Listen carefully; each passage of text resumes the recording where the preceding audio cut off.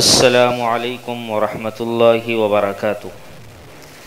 محترم سامعین کرام، رمضان المبارک کا یہ 18واں درس ہے جس میں اعتکاف مسنون کے احکام کا ذکر کیا جا رہا ہے۔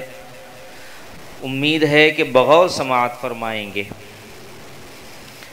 سب سے پہلے اعتکاف مسنون کا وقت بیان کیا جا رہا ہے۔ رمضان المبارک کے آخری عشرے میں جو اعتکاف کیا جاتا ہے وہ اعتکاف مسنون ہوتا ہے۔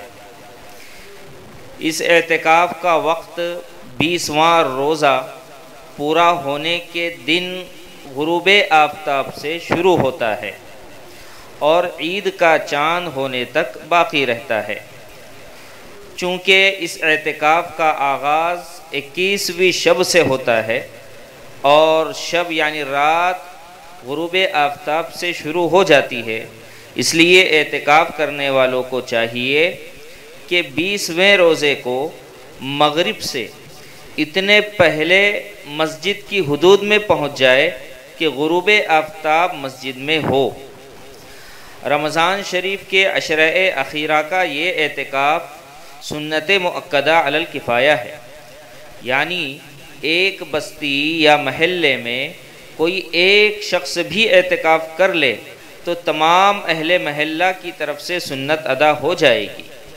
لیکن اگر سارے محلے میں سے کسی ایک نے بھی اعتکاف نہ کیا تو سارے محلے والوں پر ترک سنت کا یعنی سنت چھوڑنے کا گناہ ہوگا۔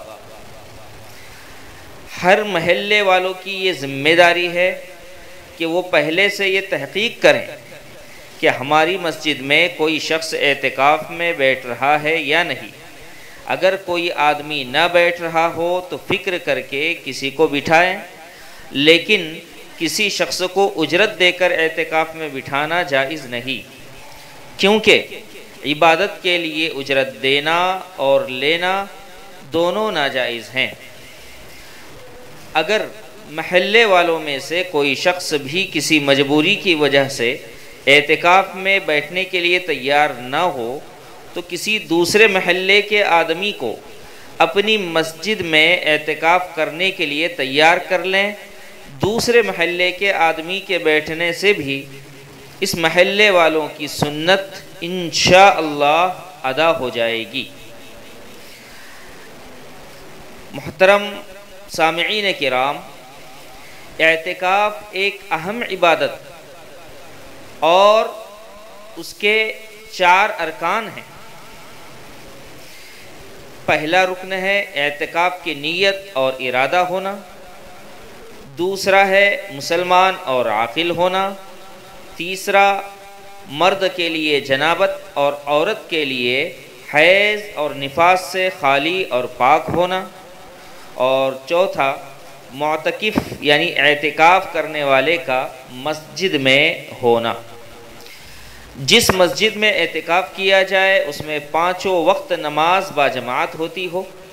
اعتکاف کی نیت سے ٹھہرنا، لہٰذا بے قصد و ارادہ ٹھہر جانے کو اعتکاف نہیں کہتے۔ حیض اور نفاس یعنی ماہواری اور زچگی کے خون سے خالی اور پاک ہونا اور جنابت یعنی ناپاکی سے پاک ہونا ضروری ہے۔ بالغ ہونا یا مرد ہونا اعتکاف کے لیے شرط نہیں۔ نابالغ مگر سمجھدار مرد اور عورت کا اعتکاف بھی درست ہوتا ہے۔ اعتکاف کی حالت میں بالکل چپ بیٹھنا یہ مکروہ تحریمی ہے۔ وہاں بری باتیں زبان سے نہ نکالے، غیبت نہ کرے، بلکہ قرآن شریف کی تلاوت یا کسی دینی علم کے پڑھنے پڑھانے یا کسی اور عبادت میں اپنے اوقات صرف کرے۔ خلاصہ یہ ہے کہ چپ بیٹھنا کوئی عبادت نہیں، اعتکاف میں کوئی خاص عبادت شرط بھی نہیں ہے، پھر بھی اچھی اور عمدہ باتیں کرنی چاہیے۔ اسی طرح اعتکاف کا رکن اعظم یہ ہے کہ انسان اعتکاف کے دوران مسجد کی حدود میں رہے اور حوائج ضروریہ کے سوا ایک لمحے کے لیے بھی مسجد کی حدود سے باہر نہ نکلے، کیونکہ اگر ایک لمحے کے لیے بھی شرعی ضرورت کے بغیر حدود مسجد سے باہر چلا جائے تو اس سے اعتکاف ٹوٹ جاتا ہے، فاسد ہو جاتا ہے۔ اب سوال یہ پیدا ہوتا ہے کہ حدود مسجد کا مطلب کیا ہے؟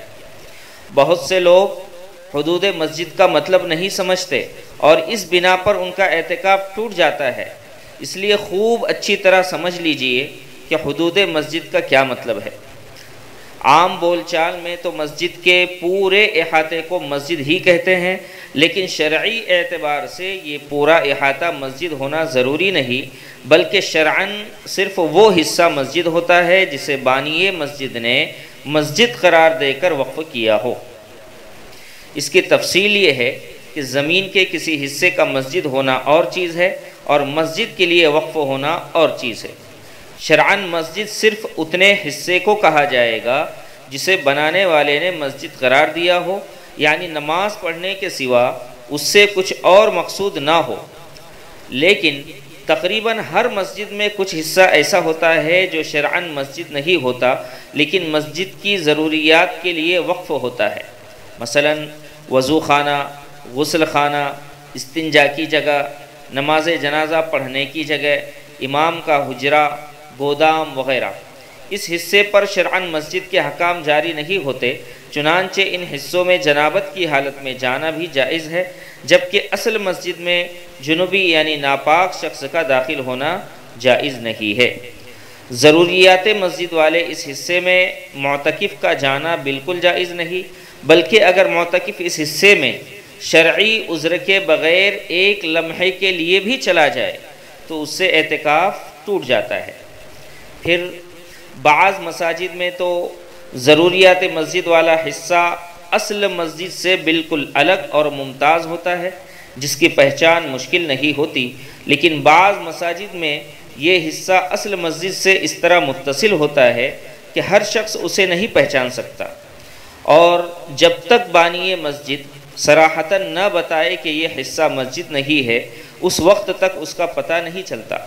لہٰذا جب کسی شخص کا کسی مسجد میں اعتکاف کرنے کا ارادہ ہو تو اسے سب سے پہلا کام یہ کرنا چاہیے کہ مسجد کے بانی یا اس کے متولی سے مسجد کی ٹھیک ٹھیک حدود معلوم کرے۔